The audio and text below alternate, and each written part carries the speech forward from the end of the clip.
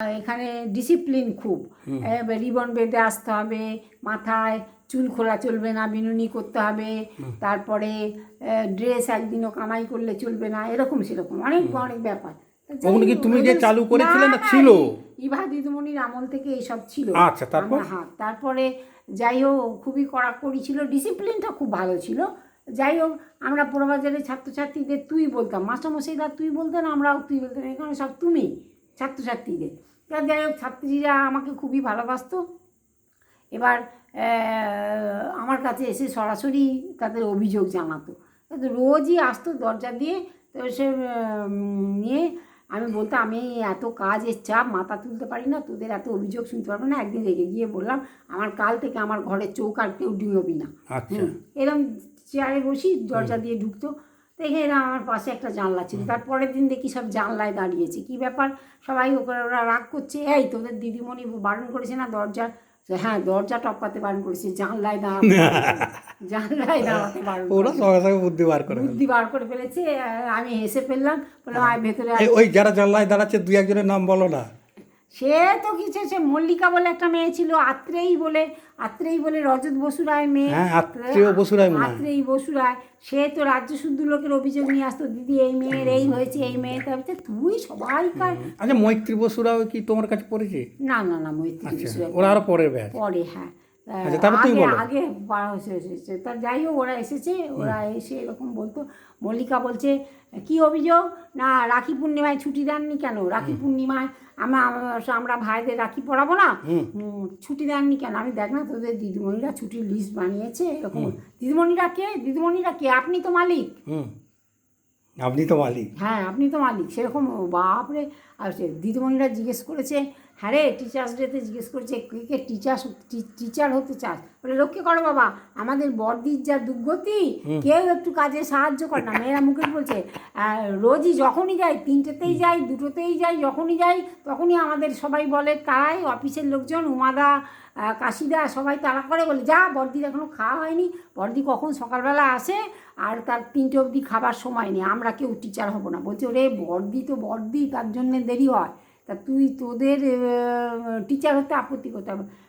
তখন টিচাররা আমাকে এসে বলছে, আপনাকে ভালোবাসে, মেয়েরা ভালোবাসে, কিন্তু প্রকৃতই আপনারা খাওয়া হয় না সেটা ওরা জানে, কিন্তু ওরা নালিশ করাবার জায়গা নেই, তাই জন্য এসে কাঁদতে এসেছে। একজন মেয়ে, একজন টিচার মেরেছে, চর মেরেছে, তাই জন্য সেই স্কুল আসেনি বলে তাকে চর মেরেছে। এসে বললো আমার মা এত অসুস্থ, আমাকে রান্না বান্না বাড়ির কাজ সব করতে হয়, শুনলো না, কোনো কথা জিজ্ঞেস করলো না, কেন মারবে? আমি বললাম, দেখ, টিচাররাই তো ভালোবাসে, না, এরা ভালোবাসতে জানে না, মুখের উপরে বলে দিল এরা। আপনি যদি মারতেন আমরা কিছু বলতাম না, আপনি যদি আমাকে 10 ঘা মারেন আমি কিছু বলবো না, কিন্তু আপনি ভালোবাসেন, এরা ভালোবাসতে জানে না। এইখানে এই যে বলছিলি যে আগের সঙ্গে এখনকার তফাৎ, ওরা ছোট ছেলে মানুষ হলেও ওরা ধরতে পারে কে ভালোবাসে, কে ভালোবেসে শাসন করছে, আর কে এমনি শাসন করছে। বলে শাসন করা, তুই বলছিস একটা কবিতা, শাসন করা তারই সাজে সোহাগ করে যে।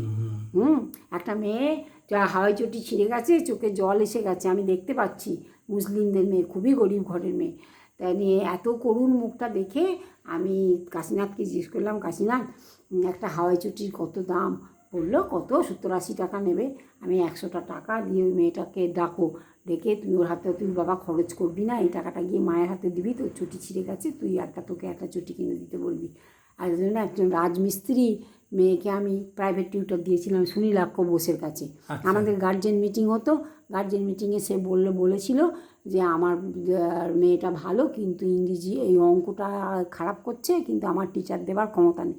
তাই আমি বললাম, ঠিক আছে, এই 3 মাস ওকে আমি টিচার দিচ্ছি, হ্যাঁ, তোকে পড়িয়ে দেবো। তো সুনীলাক্ষদাকে বিনা বেতনে, হ্যাঁ, আমি বিনা বেতন না, আমি দিলাম পয়সা, সুনীলাক্ষদাকে দিতাম। আচ্ছা, দিয়ে পড়াতেন অঙ্কের টিচার। সুনীলাক্ষদা বলছি, তুমি ভুল করছো না তো? আমি, না, ভুল করছি না, ঠিক জায়গা। তা যাই হোক, তার বাবা খুব কৃতজ্ঞ ছিল। একদিন তার বাবা এসে বললো, আপনার স্কুলে আর চুরি হবে না কেন? গার্লস স্কুলে তো সেটা ভাঙা ঘন্টা, সেটাও নিয়ে চলে যায়, 10 বার আলমারি ভাঙা। তো আমার এত বিল্ডিংয়ের কাজ হচ্ছে, সত্যিই চুরি হয়নি, মদের বোতল পড়েনি। আগে আমি যখন প্রথম গিয়েছিলাম, মদের বোতল পড়ে থাকতো, ভাঙা, রোজই পরিষ্কার করতো, তো এই দুয়ারে বসে বসে মদ খেত।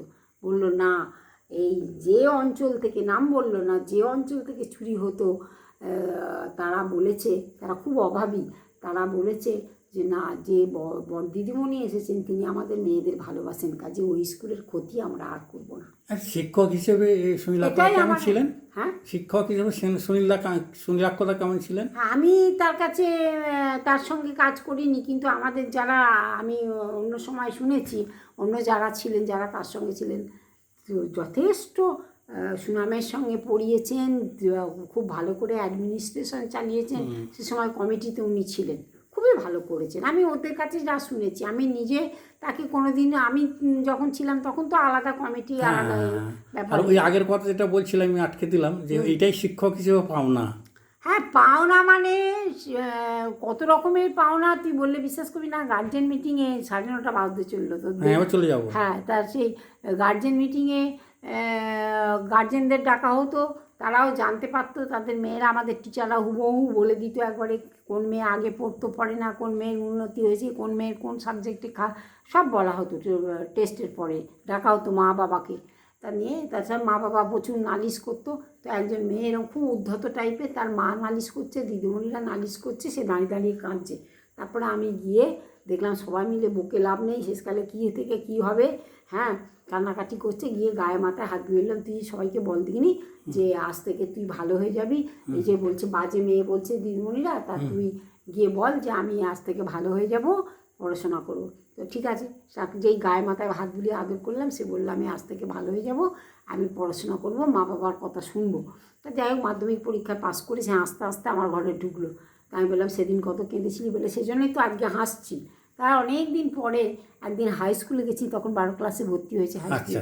একদিন গেছি কি কাজে, হাই স্কুলে যাচ্ছি, গেট থেকে মেয়েরা ছুটে ছুটে এসে প্রণাম করতে লাগলো।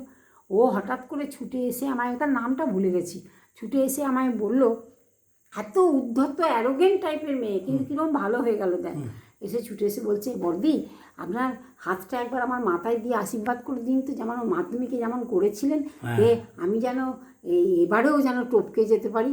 আমি হ্যাঁ হ্যাঁ পারবি, তুই মন দিয়ে পড় না, তুই তো ভালো হয়ে গেছিস। এইটাই পাওনা, এইটাই পাওনা, আর কিছু পাওনা না, এটাই পাওনা। তাদের সঙ্গে মিশে গেলে সবাই খারাপ, বলছি না, খারাপের মধ্যেও ভালো দিকটা আবিষ্কার করে নিতে হবে, সেই দিক থেকে জোর দিলে ভালো হয়ে যাবে, সবাই খারাপ নয়। এইটা আর একটা মেয়ের কথা বলে শেষ করব। সেই মেয়েটা ওই একদিন পেয়ার লাইনের শেষে দাঁড়িয়ে আছি, লাইন দিয়ে মেয়েরা ঘরে যাচ্ছে, তো দেখি খুব নোংরা, হাত পায়ে ধুলো, জামা কাপড় প্রচুর ময়লা, মাথা আঁচড়ায়নি, খুব। তারপরে আমি তাকে ডাকলাম, দেখে বললাম, এই তুই খেলা করছিলি মাঠে ঘাটে, আর মা বকেছে, ব্যাগটা নিয়ে স্কুল চলে এসেছিস, হাত পায়ে এত ধুলো, জামা এত নোংরা, মাথা আঁচড়াসনি, মাথা। তখন রীতাদিও খুব বকলো তাকে। তখন সে ছুটে গিয়ে কলে গিয়ে হাত পাটা ধুয়ে চলে এলো, দিয়ে এসে ক্লাসে চলে গেল।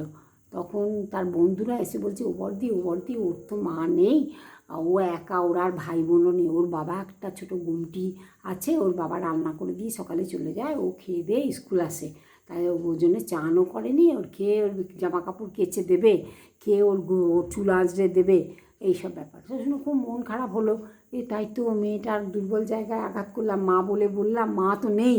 হ্যাঁ, তো যাই হোক, ঠিক আছে, ওকে ডেকে নিয়ে আয়।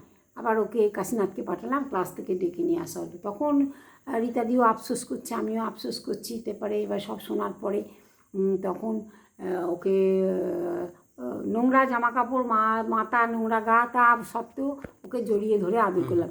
যখন বকেছিলাম তখন কিন্তু সে কাঁদেনি, যখন তাকে আদর করলাম জড়িয়ে ধরে, তখন সে কিন্তু কেঁদে ফেললো। তাহলে তার জীবনে আদরের কতটা আদরটা পায়নি। তারপরে দিন মনটা সেদিন খুব খারাপ ছিল সারাদিন। তারপরে দিনকে রীতাদি তো কেঁদেই ফেললো চলে যাওয়ার পর। তারপরে দিনকে পেয়ার লাইনে খোঁজ নিচ্ছি, হ্যাঁ রে সুপর্ণা এসছে, তা বলছে হ্যাঁ এসছে। দেখি হাসি মুখে এসে দাঁড়ালো, বন্ধুরা সাগরেদের দল সঙ্গে সঙ্গে এলো, এসে আমার অফিস ঘর দিয়ে এলো। কী ব্যাপার আছে, কী করে মাথা তেল চুকচুকে, মাথা আঁচড়ানো, ফিতে বাঁধা, জামা কাপড় ফর্সা, কী করে হলো, ম্যাজিকটা কী করে হলো? তখন বলছে কালকে, বন্ধুরা বলছে কালকে ক্লাসের শেষে, স্কুলের শেষে আমরা ওর বাড়িতে গিয়েছিলাম, ওর বাবাকে সব বলেছি, বর্দি বকেছেন, দিদিমণি বকেছেন, নিয়ে ওর বাবা জামা কাপড় কেচে দিয়েছে, আর আমরা আজকে স্কুলে আসার সময় এসেছিলাম, আমরা ওর চুল বেঁধে দিয়েছি তেল মাখিয়ে। হ্যাঁ দেখো মেয়েরাও কত সহমর্মী হয়ে গেল, বুঝতে পারলো যখন দেখলো যে দিদিমণিরা আদর করছে, ওর মা নেই। হ্যাঁ দেখ, সহমর্মিতা জিনিসটা আছে। এই যে বলছে না, education is the manifestation of perfection already in man, Vivekananda বলেছে। এবং এই কথাটাকে সাপোর্ট করছেন সর্বপল্লী রাধাকৃষ্ণন। এটা দিয়েই শেষ করব। রাধাকৃষ্ণন বলেছেন মানুষের মধ্যে অনেক পূর্ণাঙ্গ গুণ আছে, যেগুলোকে আমরা বিকশিত করতে পারি না। দেখ, মেয়েদের মধ্যে তো ছিল সহমর্মিতাটা। হ্যাঁ, ওরাও তো ছোটো ছোটো মেয়ে, ওদেরই কে চুল আঁচড়ে দেয় তার ঠিক নেই, কিন্তু ওরা ওর বাড়িতে গিয়ে ওকে চুল আঁচড়ে চুল বেঁধে নিয়ে তো স্কুলে এসেছে, পেরেছে তো, মায়ের ভূমিকাটা ওরা পালন করলো।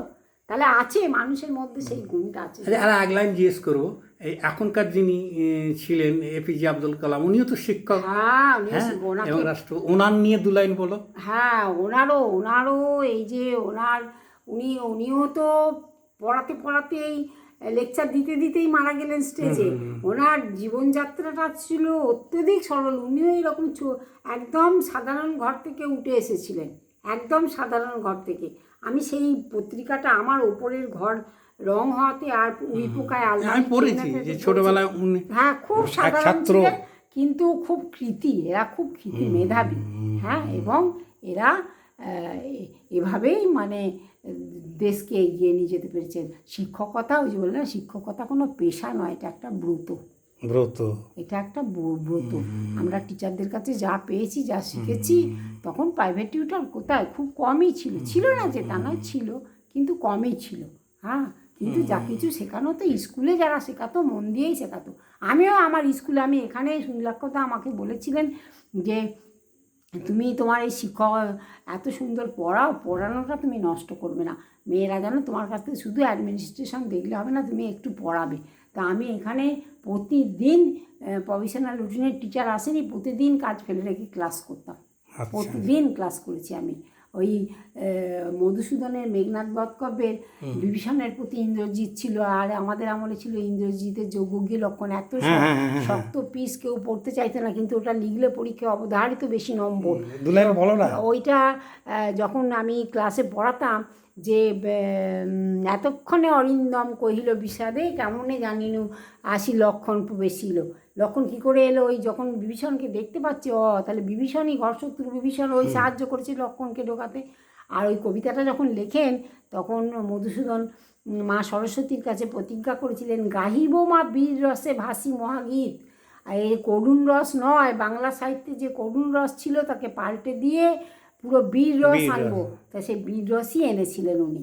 এগুলো যে সুন্দর করে পড়া, বোঝানো, এই যে এইসব করতে গেলে, বোঝাতে গেলে শুনবে ছাত্রছাত্রীদের। যদি তুমি ভালো জিনিস দাও, শুনবে না, তা কি হয়? তোমার মতো মনটাও হয়েছে, ও একবারে প্রতিদিন ক্লাস করাবেই, মনটা কোনো আমিও। আমাদের বাড়িতে যে আছে রে, রক্তে যে আছে, আমাদের টিচাররা যে, আমাদের বাড়ি যে টিচারের বাড়ি। আর প্রণব মুখোর্জির একটা কথা দিয়ে শেষ করি। আমাদের উনি তখন রাষ্ট্রপতি, কোনো একটা কলেজের নামটা মনে পড়ছে না, এসেছেন। তা সবাই ওকে ওই কলেজের যিনি তার প্রধান, যিনি তার ইয়েটা দিয়েছেন, চেয়ারে বসতে দিয়েছেন। বলল না, পাশের চেয়ারটায় বসলেন। বললেন না, ওটা ওনার, ওটা প্রিন্সিপালের, অধ্যক্ষের, ওটা অধ্যক্ষের, ওটা ওনার। বসাটা ঠিক নয় বলে, তাই না? এই এথিক্সটা মানে, আবার অনেকে মানে। ঠিক আছে, এটা বললাম, এটা লিখতে পারলে ভালো হতো, কিন্তু আমার তো লেখার টাইমও হয় না। আমি ধৈর্য ধরে যে বসে একটু লিখবো, সে উপায় নেই। আমাকে এ ডাকছে, ও ডাকছে, সে ডাকছে, দরজা খুলে দাও, এই করো, সেই করো, রাখালে বউ ঘুমিয়ে পড়েছে, তা দিতে হবে। ঠিক আছে।